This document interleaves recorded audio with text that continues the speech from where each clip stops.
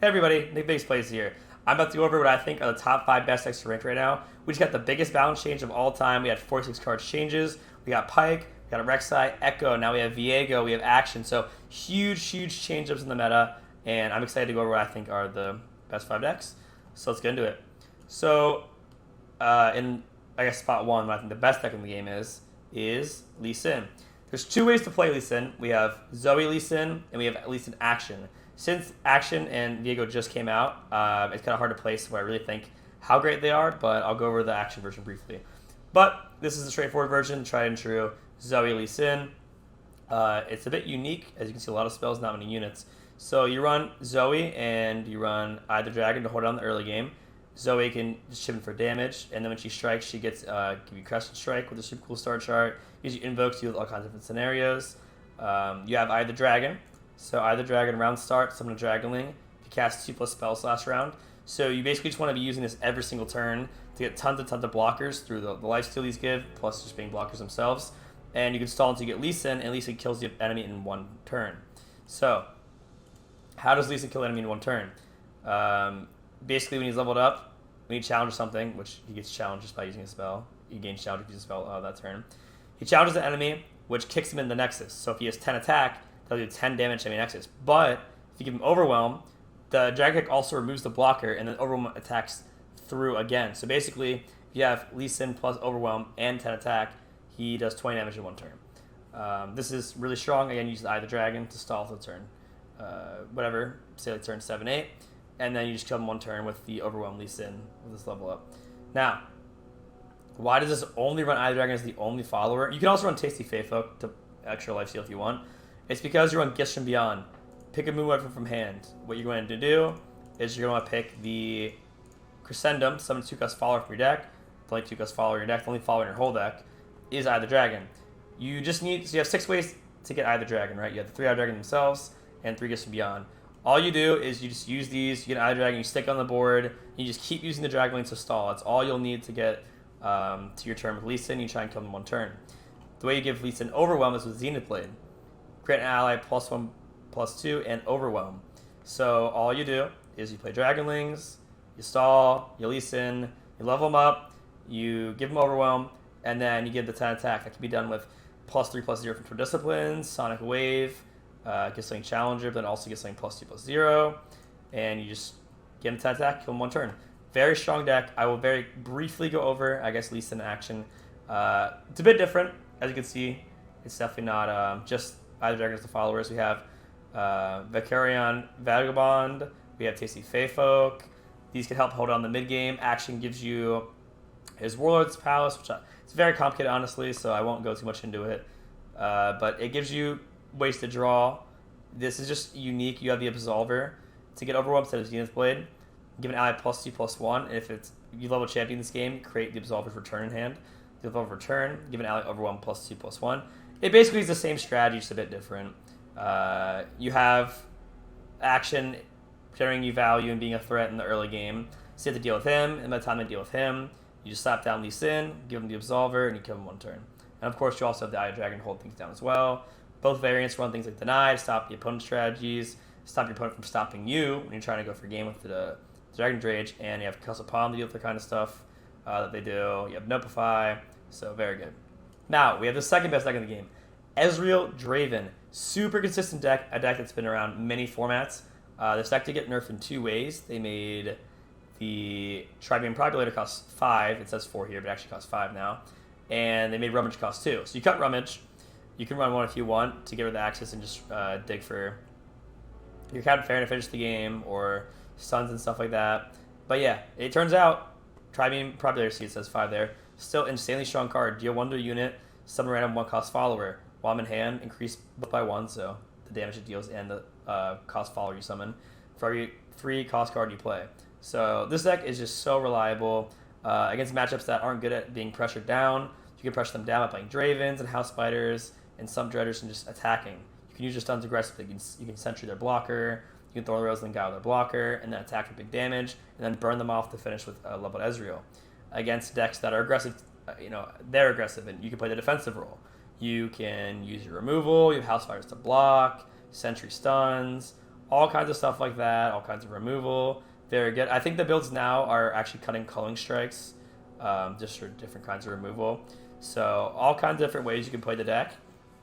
It's extremely versatile. It's very reliable. If you draw a Tri-Beam in the early hand, you usually just win because it's just such a powerful card that the sooner you can start stacking it up with the 3-cost cards, the better. And then you run multiple Thorn of the Roses in this variant because Lurk, the Pike Rex deck, is pretty popular. And all you need is a Sentry or a Guile to stun the Rek'Sai and you win. So this deck has hit rank 1 on, I think, every server, I'm pretty sure. I know it's hit rank 1 in NA, it's hit rank 1 in EU, I believe at least in also. I know it has hit rank 1 in NA, I think it might have had on EU, I'm not sure. But point is, this is just a super consistent, reliable deck. It can be offensively offensive, defensively defensive. It can switch the pace extremely fast out of nowhere too. Let's say that the game, they start a really strong early game, like an aggressive early game against you. And you have to play defensive role, and you have the House Spiders, and you have to stop blocking. Then you clear the early game, and they're running out of steam. You can just flip the switch and go super offensive. You can start playing your Sentries offensive, your Sump Dredgers. You can level up Ezreal, start burning them down, slap them down with Draven. It's hard to run out of steam because you have a lot of draw through the Sump Dredgers. This can axe to draw. This draws a card. Leveled Ezreal can win the game on its own. He does so much damage. So just insanely powerful deck. Very, very good against all kinds of matchups. It is a bit weak versus Lee Sin, but against everything else, it's very, very strong. So yeah, this deck is just one of the best decks in the game so far. It's the second best deck in the game so far, to clarify. For the third best deck, we have something new. We have Zed Sivir. It turns out right now there's a certain package in Shurima that is extremely powerful. It goes by Treasure Seeker. When I'm 7, create a Waking Sands in hand. Waking Sands is, it's not here, I guess. But it's a 2-mana slow spell that summons a 5/2, which can push big damage and is good. If you can get things vulnerable, you summon the 5/2 and you make it kill things. Has Rock Hopper, which is good getting vulnerable for your quick attack units. Shape Stone's generally good with all the landmarks. It has Merciless Hunter, very powerful card. Play grant enemy vulnerable. 3 and 4, they're just generically good. Can chip tons of damage, it's fearsome, can remove threats with its vulnerable. One of the best outs in the game to Eye of the Dragon, which is again popular from Lee Sin and the Karma Ezreal.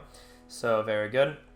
Sivir got buffed. She used to need 35 damage to level, now only needs 30. Levels extremely fast, and when she's leveled, you give your entire field whatever keyword she has.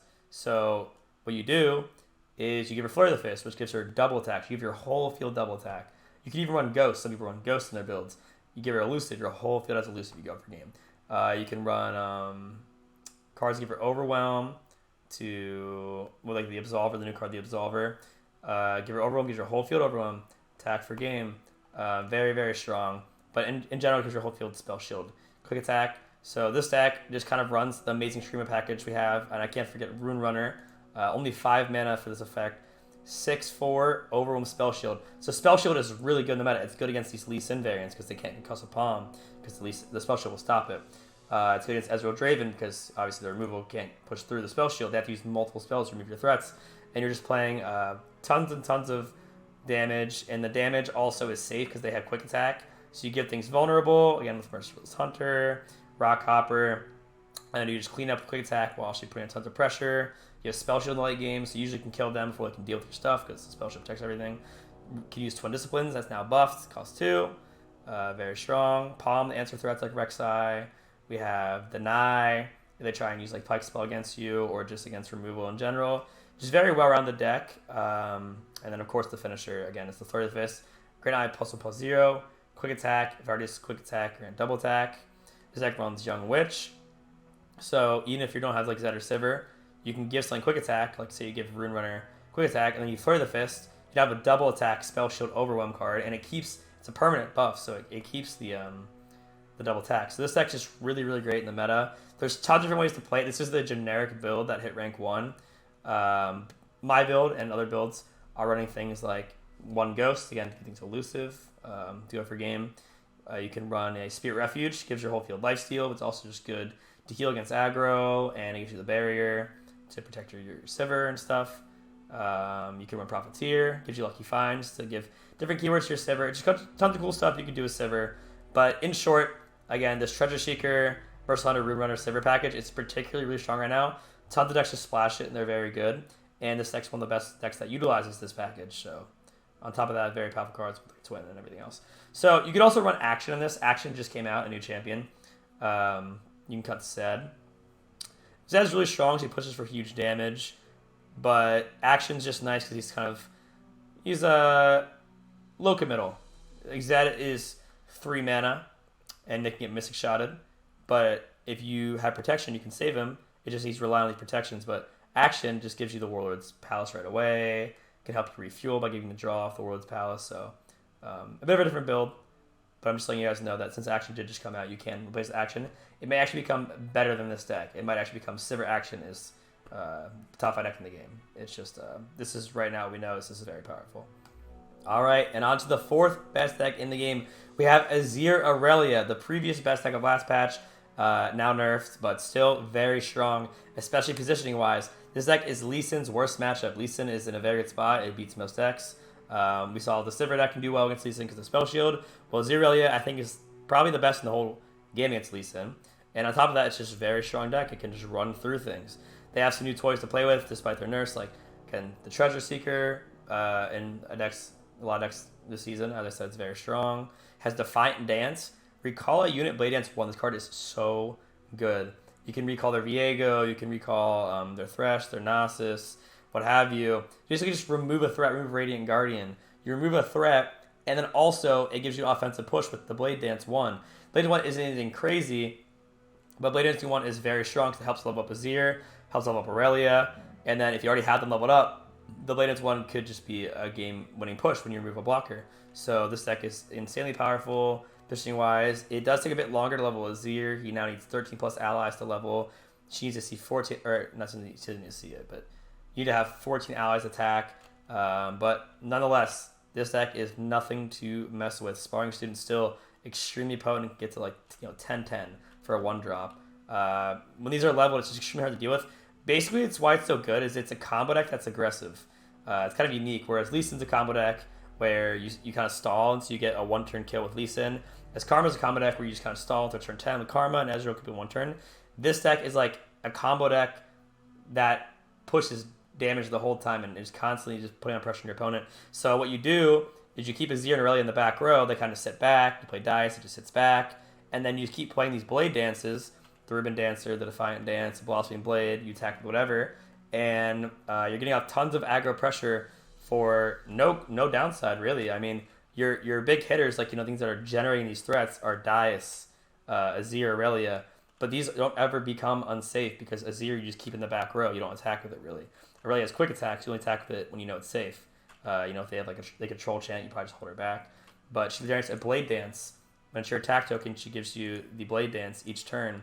So you just kind of have these back row combo champions. You just get Aurelia, or I guess whatever, the Blade Dance, plus the Sand Soldiers, hold them in the back. You put attackers up with the blades, the Sand Soldiers, whatever. But if they deal with them, like say Withering Well, they're not affecting your strategy because they're not killing the source. The source is these cards. So to have a deck that can do these crazy amounts of aggro damage, but it's truly just a combo, like safe back row champion deck, is just a hard deck to deal with for a lot of decks. You have to have answers for Azir and Aurelia, and Dies, that's the source, but they have no Fi to protect it. They have Lead and Follow, so if you try and kill them, they can put them back to your hand. They have Shape Stone, gives extra health. And the thing is, you're on a clock the whole time. If it was just like, oh, all I have to do is deal with their back row champions, you have cards like Mystic Shots and stuff. Like you can try and give them vulnerable versus Hunter, but you're also having to constantly defend yourself against the oncoming aggro damage. So you don't have enough mana to keep yourself alive and then also kill their units in the back row that they're also keeping safe because they're usually not attacking them. So very, very strong deck. It's like once they have the Dice, level Azir, and Aurelia just chilling back there, it's just so much damage, you really can't deal with it. Very unique deck. Very unique deck. So this is very good against some new toys of Treasure Seeker and Defiant Dance. Last but not least, the 5th best deck in the game, in my opinion, is actually Viego. It's a new spin on Thresh Nasus. It's Viego Nasus. Something unique you see here is we only run 2 Nasus. This is because Viego is actually insane. I guess we'll quickly go over what Viego does because the deck's very Viego-centric, and then Nasus is just like an alternate threat or alternate win condition.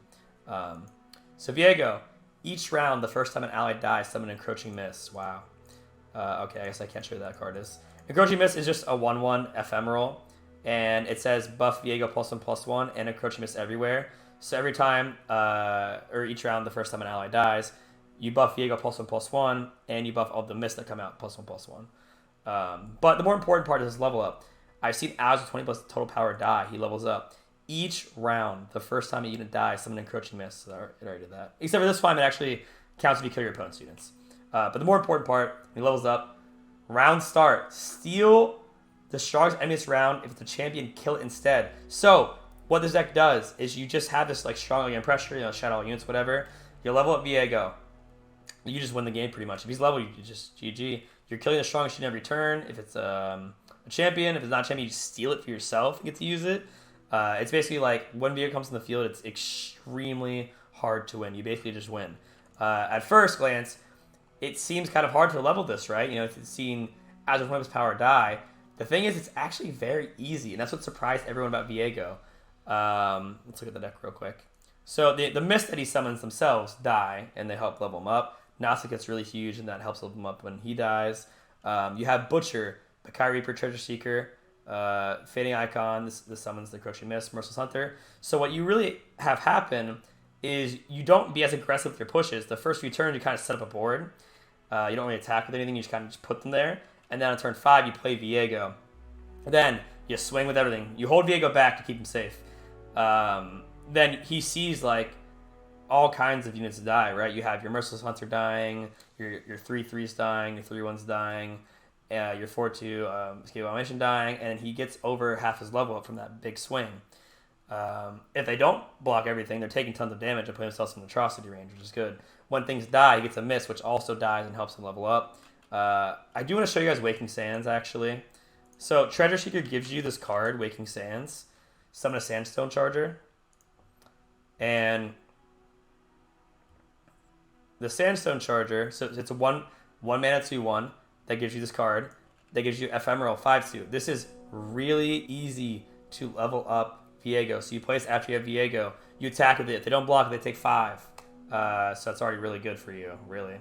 Because he puts them in Astro range. If they do block it, you get to kill one of their units, and it contributes to 5 out of 20 of Viego's level up. It is very, very easy to level up this Viego in the deck. You have 2 Rite of Calling to search Viego and see him more reliably. You have Chimeraveran Soldier, summons Encroaching Mist. You can summon the Encroaching Mist, which buffs Viego, and then you can just Rite of Calling it to search Viego if you don't already have him, or search Nasus.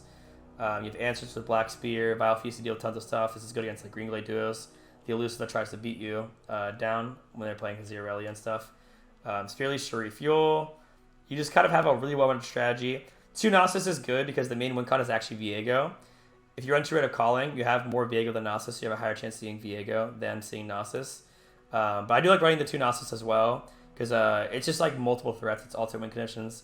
He becomes very big himself, so he levels up Viego easily.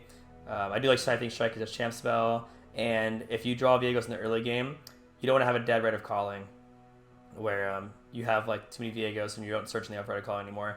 So just like extremely well around the deck right now. It's pretty much Thresh Nasus 2.0. I think it's amazing. I climbed a lot with it. I climbed like 300 LP the first day with different variants of Viego, Commiserate Viego, which I'll make a YouTube video on, and this Viego Nasus deck. This deck definitely has potential to be tier 1, and I'm excited to see Viego find a home in the format. But yeah, it's just you replace Thresh, which normally would search Nasus. They also did nerf Nasus as enough fearsome on his level 1 form. Instead of having Thresh getting Nasus and Nasus is your big threat, you have 2 big threats. You have Viego and Nasus to deal with, and it's just so hard to deal with both. They're both just killers in their own right in the late game, and a leveled Viego or a leveled Nasus will surely win you the game. The reason you don't run Thresh Viego is you don't really want Viego to attack, so if you level Thresh and then you attack and get Viego, they just block and damage Viego and then clean up with like removal spell or something. You want to sit Viego back as much as you can until he levels, and you just auto-win the game pretty much from there. So very good to have multiple threats instead of being all in on Nasus. And it's also safer to have Viego in the back row rather than have him coming and attacking. So very good. In my opinion, these are top 5 decks in Legend of Runeterra right now. There are all kinds of amazing decks. I mean, again, biggest bounce rates of all time. Off the top of my head, actually, I have a list here I'm looking at. I have Frozen Thralls are very strong. Karma is very strong. Pike Rek'Sai is pretty strong. Shen Jarvan, Twisted Fate Gangplank, Twisted Fate Swain. There's tons and tons of powerful decks in the game right now. These are what I would say are the best 5 out of all of them. And I'm excited to see how the meta shapes up. So if you guys enjoyed this video, Let me know in the comments below what decks you think are the top 5 best decks in the game, or any videos you guys would like to see, or how you just enjoyed it, your thoughts, whatever, what have you. But catch you guys later. Peace.